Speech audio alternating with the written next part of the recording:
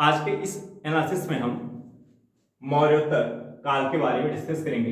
इस एनालिसिस के थ्रू आपको क्या सीखने को मिलेगा, इसके थ्रू आप एनसीईआरटी की बुक के पढ़ने के तरीके को सीख पाओगे, यूपीएससी एग्जाम में क्वेश्चंस पूछने के एंगल को जान पाओगे, स्टेट पीसीएस एग्जाम में जो क्वेश्चन पूछने का एंगल होता है उसे आप सीख पाएंगे। साथ ही साथ स्टैंडर्ड बुक को कैसे पढ़ें, स्टैंडर्ड बुक के वो सेलेक्टेड चैप्टर्स जो यूपीएससी एग्जाम और स्टेट पीसीएस एग्जाम दोनों के लिए कोर एरिया होता है, जहां से क्वेश्चंस बनने की पॉसिबिलिटीज बहुत ज्यादा होती है, उन इंपॉर्टेंट टॉपिक्स को कैसे आइडेंटिफाई करें, ये पॉइंट्स आपको सीखने को मिलेंगे। क्वेश्चंस वन है, मौर्यों के बाद दक्षिण भारत में सबसे प्रभावशाली राज्य था। मौर्यों के बाद दक्षिण भारत में सबसे प्रभावशाली राज्य था।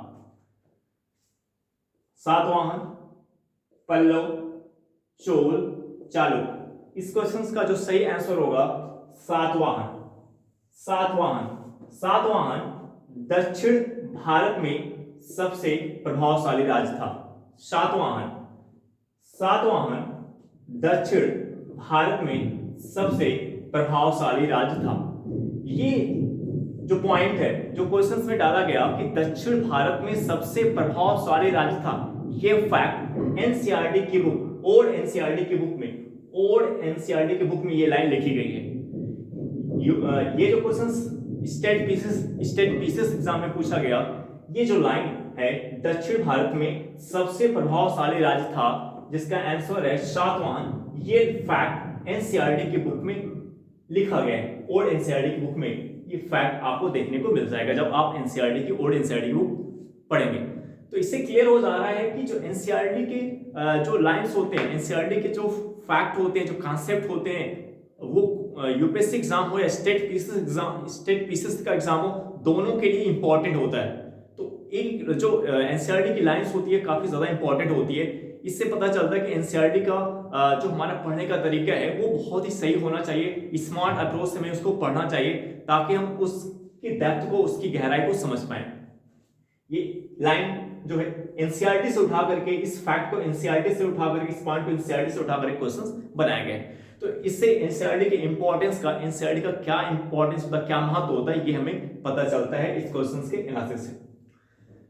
सातवाहन से रिलेटेड कुछ और एडिशनल पॉइंट है, जैसे पुराणों में सातवाहन के संस्थापक, पुराणों में इस वंश के संस्थापक को क्या कहा गया है? सिंधुक, सेमुक, सिप्रक। पुराणों में सातवाहन वंश के संस्थापक को क्या कहा गया है? सिंधुक कहा गया है, सिमुक कहा गया है, सिप्रक कहा गया है। इस एंगल पे भी क्वेश्चंस पूछा जा चुका है स्टेट पीसीएस एग्जाम में, और यूपीएससी एग्जाम के लिए ये बहुत ही इंपॉर्टेंट एंगल है, कभी भी क्वेश्चन बन सकता है, क्योंकि ये तीनों पॉइंट और एनसीईआरटी की बुक में लिखी गई है। ये जो तीनों फैक्ट में यहाँ पे एक्स्ट्रा आपको इंफॉर्मेशन दे रहा हूं, ये और एनसीईआरटी के बुक में ये फैक्ट आपको देखने को मिल जाएगा। ये तीनों पॉइंट, ये तीनों कीवर्ड आपको और एनसीईआरटी की बुक में आपको देखने को मिल जाएगा। तो एक इंपॉर्टेंट कीवर्ड है यूपीएससी एग्जाम के लिए भी। पुराणों में सातवाहन वंश के संस्थापक को क्या कहा गया है? सिंधुक कहा गया है, सिमुक कहा गया है, सिप्रक कहा गया है। नेक्स्ट क्वेश्चन अगर हम देखें तो नेक्स्ट क्वेश्चन जो है, सातवाहनों की राजधानी अवस्थित थी। सातवाहनों की राजधानी कहां पे लोकेटेड है, कहां पे अवस्थित थी? अमरावती, नांदेड़ में, नालदुर्ग, दुर्ग। इसका जो सही आंसर होगा अमरावती में। सातवाहनों की जो राजधानी थी वो कहां पे थी? अमरावती में। अमरावती किस स्टेट में पड़ता है? आंध्र प्रदेश में। अमरावती किस स्टेट में पड़ता है? आंध्र प्रदेश में पड़ता है। इसके अंतर्गत देखें, अब हम सातवाहन के राजधानी के एंगल को देखें, क्योंकि राजधानी एक इंपॉर्टेंट एंगल है यूपीएससी एग्जाम के लिए भी, स्टेट पीसीएस एग्जाम के लिए भी, क्योंकि स्टेट पीसीएस एग्जाम में राजधानी को लेकर के, सातवाहनों की राजधानी को लेकर के क्वेश्चंस मल्टीपल टाइम पूछा जा चुका है। अगर हम सातवाहनों की राजधानी की बात करें तो सातवाहनों की जो आरंभिक राजधानी थी, इनिशियल राजधानी थी, जो आरंभिक राजधानी थी वो क्या थी? अमरावती। सातवाहनों की जो आरंभिक राजधानी थी सातवाहनों की, जो आरंभिक राजधानी थी वो क्या थी? अमरावती थी। और सातवाहनों की जो वास्तविक राजधानी है, सातवाहनों की जो वास्तविक राजधानी है, अब एक एक्स्ट्रा पॉइंट जो सीखने को मिल रहा है आपको, ये एनसीईआरटी ओल्ड एनसीईआरटी की बुक में, ये जो फैक्ट मैं आपको बता रहा हूं मैं ओल्ड एनसीईआरटी की बुक से बता रहा हूं। ओल्ड एनसीईआरटी के अंदर एक पॉइंट और आपको सीखने को मिलेगा कि सातवाहनों की वास्तविक राजधानी, सातवाहनों की जो वास्तविक राजधानी थी वो क्या थी? प्रतिष्ठान या पैठन। सातवाहनों की जो वास्तविक राजधानी थी वो क्या थी? प्रतिष्ठान या पैठन। इस पॉइंट पे भी क्वेश्चंस पूछा जा चुका है स्टेट बेसिस एग्जाम में। सातवाहनों की वास्तविक राजधानी क्या थी? प्रतिष्ठान या पैठन थी। प्रतिष्ठान या जो पैठन है ये किस राज्य में लोकेटेड है? महाराष्ट्र में। प्रतिष्ठान या पैठन किस राज्य में लोकेटेड है? महाराष्ट्र में। और किस नदी के किनारे? गोदावरी नदी। इस एंगल पे भी क्वेश्चन पूछा जा चुका है, इस एंगल पे भी क्वेश्चन पूछा जा चुका है। और ये फैक्ट आपको ओल्ड एनसीईआरटी राम शर्मा की बुक में देखने को आपको मिल जाएगा। इस एनालिसिस से क्लियर हो जा रहा है कि जो एनसीईआरटी के फैक्ट होते हैं, एनसीईआरटी के जो कॉन्सेप्ट होते हैं कितने ज्यादा इंपॉर्टेंट होते हैं। सातवाहनों की जो वास्तविक राजधानी थी प्रतिष्ठान या पैठन थी, जो किस राज्य में? महाराष्ट्र में। किस नदी के किनारे लोकेटेड है? गोदावरी नदी के किनारे लोकेटेड है। हालांकि ये जो क्वेश्चन इस एंगल, इस पॉइंट पे जो क्वेश्चन पूछा गया वो स्टेट पीसीएस एग्जाम में पूछा गया, बट यूपीएससी एग्जाम के लिए एक इंपॉर्टेंट एंगल है, क्योंकि स्टेट पीसीएस एग्जाम में जब क्वेश्चंस मल्टीपल टाइम पूछे जाते हैं, यूपीएससी एग्जाम में उस क्वेश्चंस की बनने की पॉसिबिलिटीज बहुत ज्यादा होती है। अगर आप 2016 से लेकर के 2024 के यूपीएससी एग्जाम के प्रीवियस क्वेश्चंस पेपर को एनालिसिस कर ले, एनालाइज कर ले अच्छे से, तो जो मैं आपको बता रहा हूं ये आपको भी देखने को मिलेगा उस एनालिसिस में। तो इसलिए एक इंपॉर्टेंट एंगल है यूपीएससी एग्जाम के लिए, क्वेश्चंस बनने का मोस्ट इंपॉर्टेंट एंगल है। आप और इस एनालिसिस से आपको ये भी जानकारी प्राप्त हो रही है कि एनसीईआरटी के फैक्ट कितने, एनसीईआरटी जो कॉन्सेप्ट, एनसीईआरटी जो फैक्ट कितने इंपॉर्टेंट होते हैं। क्योंकि फैक्ट की अगर हम बात करें तो हमारे सम्मुख एक बहुत बड़ी समस्या होती है कि फैक्ट कितना तैयार करें। बहुत ज्यादा फैक्ट आप नहीं तैयार कर सकते। आपको जो फैक्ट तैयार करना वो एनसीईआरटी लेवल का फैक्ट में नहीं कि आप किसी भी स्टैंडर्ड बुक, मोटी मोटी बुक पढ़ के फैक्ट कलेक्ट कर रहे हैं, कभी नहीं आप तैयार कर पाएंगे। फैक्ट में भी आपको स्मार्ट वर्क करना है। एनसीईआरटी लेवल के फैक्ट आपको तैयार करने हैं, एनसीईआरटी लेवल के, ओल्ड एनसीईआरटी लेवल के फैक्ट आपको तैयार करने हैं, और न्यू एनसीईआरटी भी आप ऐड कर सकते हैं। ओल्ड एनसीईआरटी और न्यू एनसीईआरटी लेवल के फैक्ट आपको तैयार करने हैं, और जो प्रीवियस ईयर क्वेश्चंस पेपर होता है, जो प्रीवियस ईयर क्वेश्चंस पेपर होता है उसके फैक्ट तैयार करने हैं, उसके फैक्ट, उसके कांसेप्ट तैयार करने हैं, और साथ ही साथ जो आप टेस्ट सीरीज सॉल्व करते हैं उसके फैक्ट आपको तैयार करने हैं। तो तीन इंपॉर्टेंट सोर्स है फैक्ट पे पकड़ बनाने के लिए, तीन सोर्स। इससे परे आपको बिल्कुल जाने की जरूरत नहीं है। इतने ही फैक्ट अगर आप दिमाग में बैठा लो तो बहुत बड़ी बात होगी। एनसीईआरटी के फैक्ट और एनसीईआरटी के concept, previous year question paper के फैक्ट और प्रीवियस ईयर क्वेश्चन पेपर से रिलेटेड जो कांसेप्ट सीखने को मिल रहा है, टेस्ट सीरीज से रिलेटेड फैक्ट और टेस्ट सीरीज के थ्रू जो आपको कांसेप्ट सीखने को मिल रहा है, ये एक ट्रायंगल बना लीजिए, एक इंपॉर्टेंट पार्ट है। इसके परे आपको इसके आगे जाने की जरूरत नहीं है, क्योंकि इतनी चीजें, अगर इतना ही पॉइंट आपको दिमाग में बैठाने के लिए काफी समय देना पड़ेगा, काफी हार्डवर्क, काफी मेहनत करनी पड़ेगी। अब नेक्स्ट क्वेश्चन की बात करें, जो तीसरा क्वेश्चन है, सिमुक निम्न वंशों में से किसका संस्थापक था? सिमुक, देखिए ये क्वेश्चन आ गया। अभी हमने आपको कहा कि पुराणों में सातवाहन वंश के संस्थापक को, पुराणों में सातवाहन वंश के संस्थापक को क्या कहा गया है? सिंधुक कहा गया है, सिमुक कहा गया है, सिप्पर कहा गया है। इस एंगल पे क्वेश्चन देखिए पूछा गया है स्टेट पीसीएस एग्जाम में, क्या पूछा गया है? सिमुक निम्न वंशों में से किसका संस्थापक था? सिमुक, ध्यान से सुनिएगा क्वेश्चन, सिमुक निम्न वंशों में से किसका संस्थापक था? आंसर है चेर, चोल, पांड, सातवाहन। फर्स्ट ऑप्शन है चेर, दूसरा ऑप्शन है चोल, थर्ड ऑप्शन है पांड, और फोर्थ ऑप्शन है सातवाहन। जो इसका आंसर होगा वो क्या होगा? सातवाहन। इसका जो आंसर होगा वो क्या होगा? सातवाहन। सिमुक निम्न वंशों में से किसका संस्थापक था? सातवाहन का। यहां पे आप देख रहे हो। तो अब आप देख रहे हैं कि ये, अब आपको हमने पहले बताया कि ये क्वेश्चंस बनने का एक इंपॉर्टेंट एंगल है। अब नेक्स्ट, और ये पॉइंट भी ये क्वेश्चन जो पूछा गया सिमुक निम्न वंशों में से किसका संस्थापक था, ये भी देखिए एनसीईआरटी से इस क्वेश्चन को बनाया गया, एनसीईआरटी की बुक से इस क्वेश्चन को बनाया गया है, क्योंकि एनसीईआरटी की बुक में लिखा गया है, ये लाइन जो मैं आपको बता रहा हूं कि पुराणों में इस वंश के संस्थापक को, पुराणों में सातवाहन वंश के संस्थापक को, पुराणों में सातवाहन वंश के संस्थापक को क्या कहा जाता है, सिंधुक, सिमुक, सिप्रक। ये लाइन, ये फैक्ट कहां पे लिखा गया है, एनसीईआरटी की बुक में लिखा गया है। नेक्स्ट क्वेश्चन है वर्ण व्यवस्था का रक्षक। नेक्स्ट क्वेश्चन है वर्ण व्यवस्था का रक्षक किसे कहा जाता है, वर्ण व्यवस्था का रक्षक किसे कहा जाता है। फर्स्ट ऑप्शन है पुष्य मित्र शुंग, दूसरा ऑप्शन है खारवेल, थर्ड ऑप्शन है गौतमी पुत्र सातकर्णी, फोर्थ ऑप्शन है वासुदेव। ध्यान से सुनिएगा इस क्वेश्चन को। वर्ण व्यवस्था का रक्षक किसे कहा जाता है, वर्ण व्यवस्था का रक्षक किसे कहा जाता है। फर्स्ट ऑप्शन है पुष्य मित्र शुंग, दूसरा ऑप्शन खारवेल, थर्ड ऑप्शन है गौतमी पुत्र सातकर्णी, फोर्थ ऑप्शन है वासुदेव। इसका जो सही आंसर होगा गौतमी पुत्र सातकर्णी। गौतमी पुत्र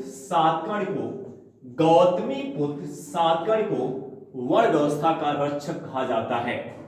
गौतमी पुत्र सातकर्णी को वर्ण व्यवस्था का रक्षक कहा जाता है। ये क्वेश्चंस भी सातवाहन से रिलेटेड है। अगर हम सातवाहन के प्रमुख शासक की बात करें, तो सातवाहन के प्रमुख शासक में कौन कौन आते हैं, सिमुक आते हैं, सातकर्णी आते हैं, गौतमी पुत्र सातकर्णी आते हैं, वशिष्ठ पुत्र आते हैं, पुलुमावी आते हैं, यक्षश्री सातकर्णी आते हैं। सातवाहन वंश के प्रमुख शासक में पहला स्थान किसका है, सिमुक का। दूसरे नंबर पे कौन आते हैं, सातकर्णी। सिमुक पे क्वेश्चन सभी हमने सिमुक पॉइंट पे क्वेश्चन पूछा गया है, अभी हमने डिस्कस किया। दूसरे स्थान पे कौन है, सातकर्णी। तीसरे स्थान पे कौन है, गौतमी पुत्र सातकर्णी। फोर्थ प्लेस पे कौन है, वशिष्ठ पुत्र। फिफ्थ प्लेस पे कौन है, पुलुमावी। सिक्स्थ प्लेस पे कौन है, यक्षश्री सातकर्णी। एक सीक्वेंस में क्रम में लिखा गया। पहले कौन आता है, सिमुक। दूसरे स्थान पे कौन है, सातकर्णी। तीसरे स्थान पे कौन है, गौतमी पुत्र सातकर्णी। फोर्थ प्लेस पे कौन है, वशिष्ठ पुत्र। फिफ्थ प्लेस पे पुलुमावी। सिक्स्थ पे कौन है, यक्षश्री सातकर्णी। क्योंकि सीक्वेंस में भी क्वेश्चंस पूछ लेता है अरेंज करने के लिए।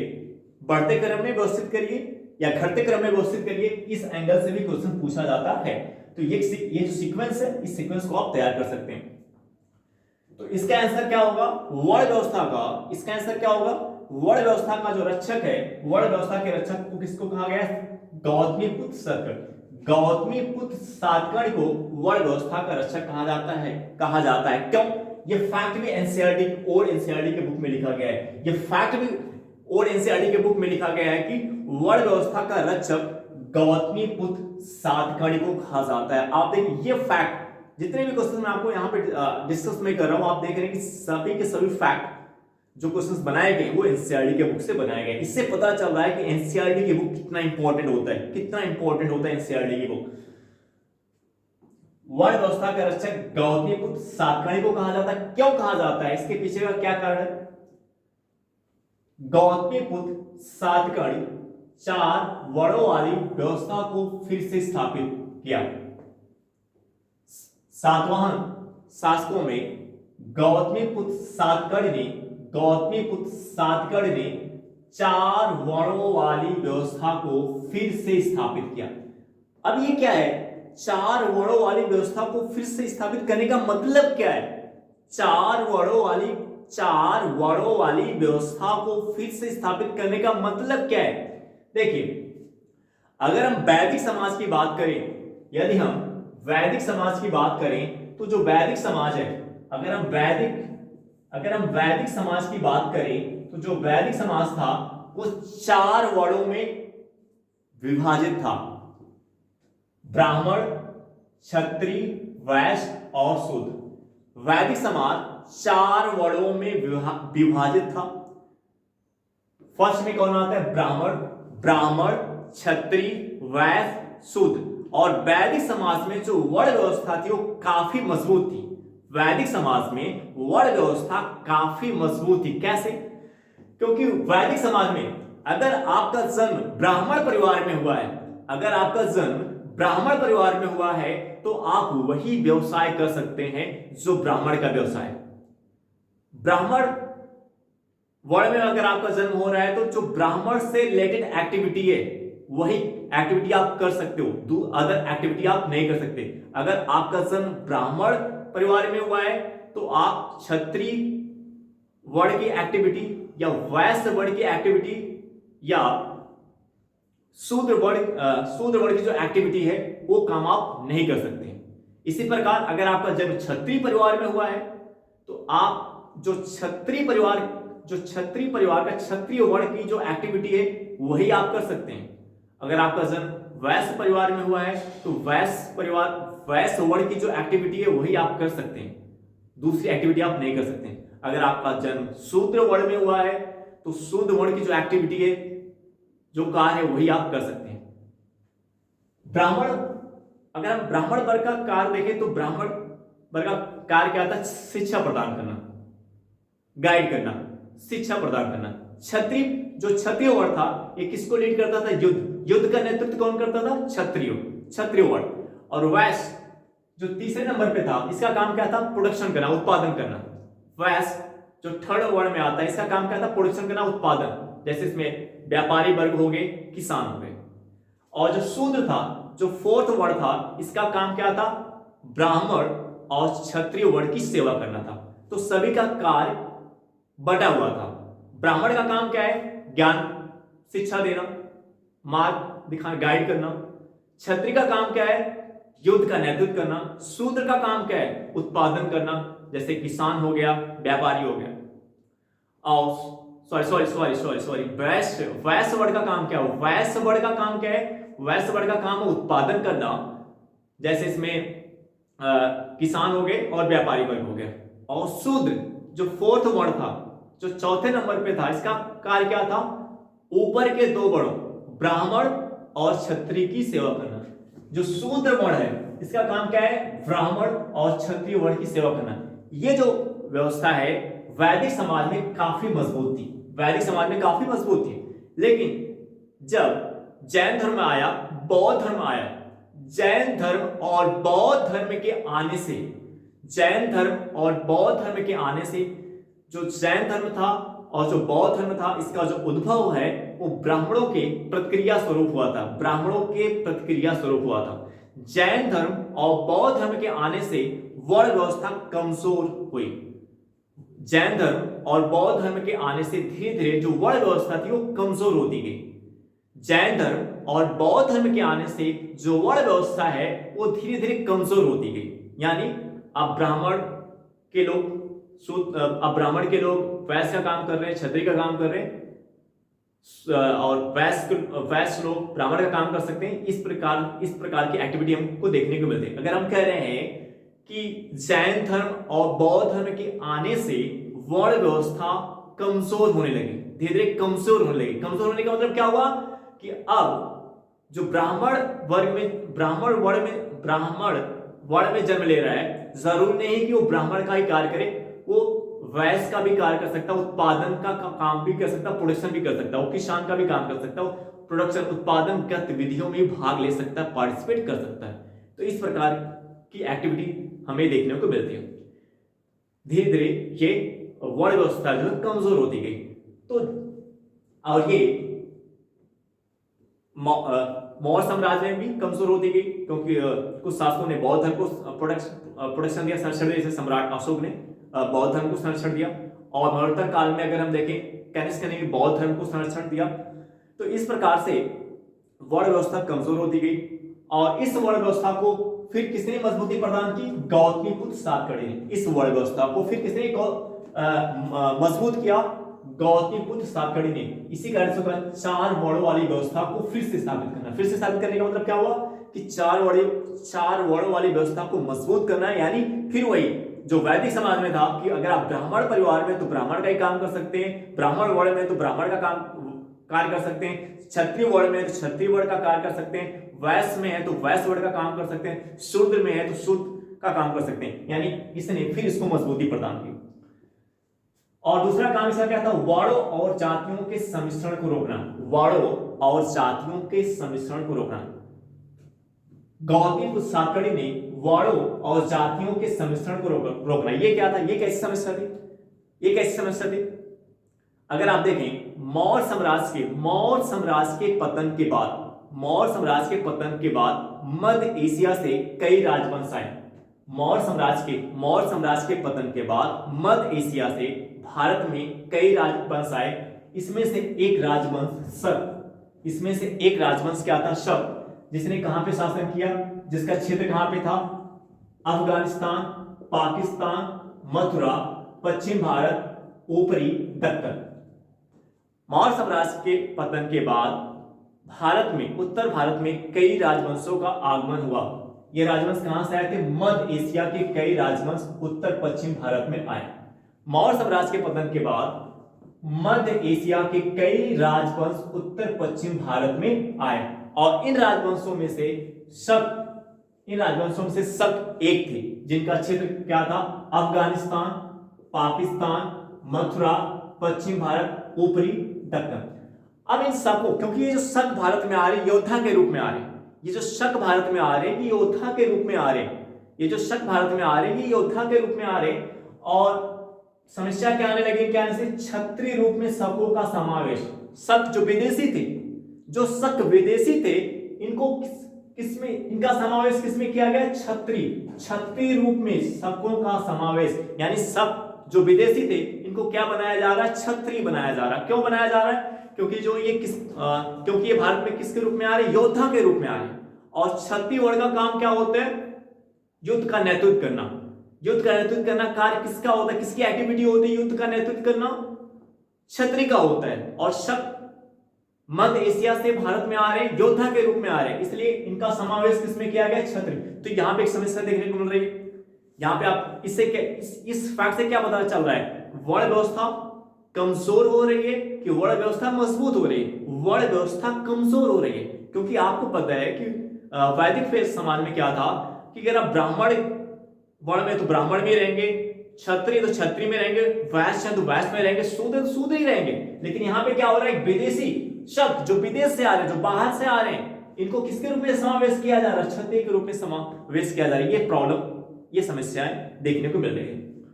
शकों और सातवाहनों के अंतर्गत, अब देखिए शकों और